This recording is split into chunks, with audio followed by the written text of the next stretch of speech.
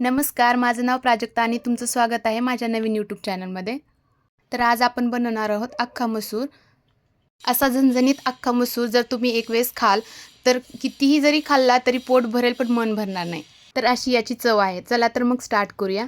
अख्खा मसूर बनवण्यासाठी मी इथं 2 मीडियम आकाराचे कांदे, 2 छोटे टोमॅटो, अद्रक, लसूण, खोबरं आणि थोडीशी कोथिंबीर घेतली आहे. आता कांदे मी उभे चिरून घेतले होते आणि ते एका तव्यामध्ये थोडंसं तेल टाकून त्याला छान असं भाजून घ्यायचं. हा कांदा आपण मीडियम गॅसवरती भाजून घेणार आहोत. तर गॅस जास्त मोठा ठेवायचा नाही, मग कांदा करपू शकतो. कांद्याला लाल रंग येईपर्यंत भाजायचा. तर आपला कांदा भाजून झाला आहे. तर आपण त्याला एका प्लेटमध्ये काढून घेऊ आणि त्याच तव्यामध्ये मग थोडंसं खोबरं भाजण्यासाठी टाकू. हे पण लाल रंग येईपर्यंत भाजून घ्यायचं. आता खोबरं बऱ्यापैकी लाल झालं आहे. आता यामध्ये आपण थोडासा लसूण आणि अद्रक भाजण्यासाठी टाकायचं. आता हे सगळं व्यवस्थित भाजून घ्यायचं. ह्याला छान असं हलवून घेऊ. आता हे लसूण थोडासा लाल झाला की मग ह्याला काढून घ्यायचं. आता मग शेवटी त्याच तव्यामध्ये टोमॅटो पण भाजून घेऊ. टोमॅटो व्यवस्थित भाजून घ्यायचं. जर टोमॅटो नाही भाजलं का मग त्याचा आंबटपणा भाजीमध्ये उतरतो आणि मग भाजी चव लागत नाही. आता टोमॅटो तळलं की त्यामध्ये थोडीशी कोथिंबीर आणि थोडासा कढीपत्ता टाकून वरून थोडंसं तेल टाकूया, कारण तेल पूर्ण संपलं यातलं. आता ह्याला व्यवस्थित हलवून घ्यायचं. हे भाजलं की मग हे सगळं मिक्सरच्या भांड्यामध्ये काढून त्याची आपण बारीक पेस्ट बनवून घ्यायची.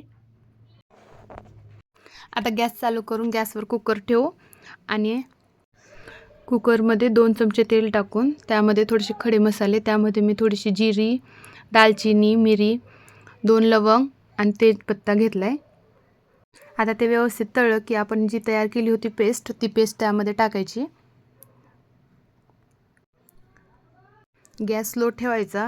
गॅस मोठा असला की मग ते जास्त उडून येतं अंगावर. आता हे सगळं मिक्स करून घ्यायचं.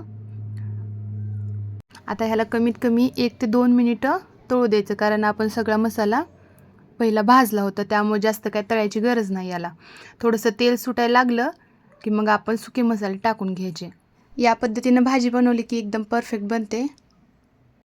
आता बघा, हे मसाले व्यवस्थित तळलेत. ह्याला छान असं तेल सुटलेलं आहे. तर आपण यामध्ये आता सुके मसाले टाकू. तर सुक्या मसाल्यामध्ये 1 टेबलस्पून काळा मसाला, थोडीशी हळद आणि 1 टेबलस्पून धनेपूड आणि अर्धा टेबलस्पून गरम मसाला.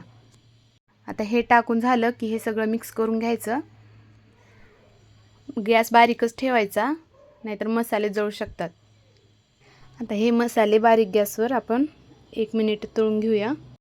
आणि मी तुम्हाला एक गोष्ट सांगायचीच विसरले की मी सुरुवातीला 2 तासासाठी 1 वाटी मसूर भिजू घालून ठेवला होता. तुमच्याकडे जर तेवढा वेळ नसेल, कमी वेळ असेल, तर तुम्ही थोडंसं गरम पाणी करून मग त्यामध्ये भिजू घालू शकता 1 तासासाठी.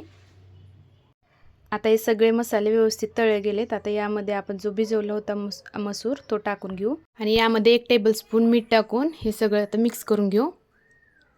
तर सगळ्यांना विनंती आहे की आपलं हे नवीन चॅनल आहे, तर तुम्ही नक्की त्याला सबस्क्राईब करा. पुढे तुम्हाला अशाच नवीन नवीन रेसिपी पाहायला मिळतील.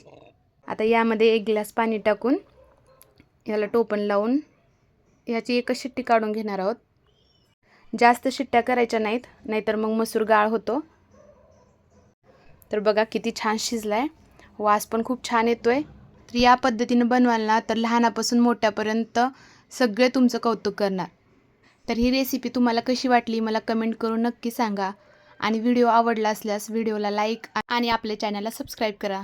चला तर मग बाय बाय.